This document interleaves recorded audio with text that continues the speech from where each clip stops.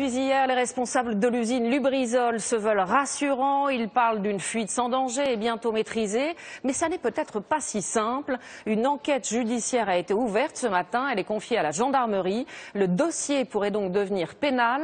Mais l'urgence, c'est la neutralisation du mercaptan. L'opération a démarré sur le site cette nuit. Anne-Charlotte Tinet, Stéphanie Pérez, David Fossard. Toujours en cours, les opérations de neutralisation ont débuté tard dans la nuit. Les équipes de scientifiques se sont relayées dans l'usine Lubrizol pour tenter de maîtriser les émanations de mercaptan.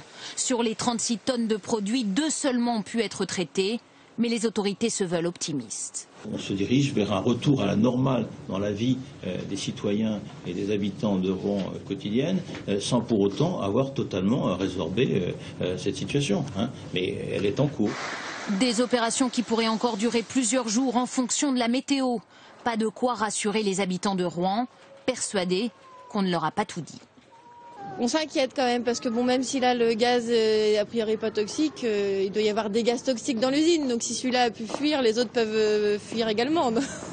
On n'est pas assez informés en fait. Ils cachent des choses et puis bon, les fuites, voilà quoi, c'est toujours... On a l'impression de revenir un petit peu en arrière à l'époque de Tchernobyl et ça s'est un petit peu arrêté autour de petites quevilles. Puis ça va, tout autour on était épargnés. Hier soir, la ministre de l'écologie Delphine Batho s'est rendue sur place. Pas de danger pour la santé selon elle, mais il va falloir tirer au clair toutes les circonstances de l'incident. Il y a sans doute eu une négligence ou une faute qui a entraîné cette réaction chimique, mais encore une fois, ce sera à l'enquête administrative et peut-être même à l'enquête judiciaire de l'établir. Selon les derniers relevés, les émanations de mercaptan auraient été divisées par 4 aux abords de Lubrizol. Les salariés des 5 usines avoisinantes ont pu reprendre le travail ce matin.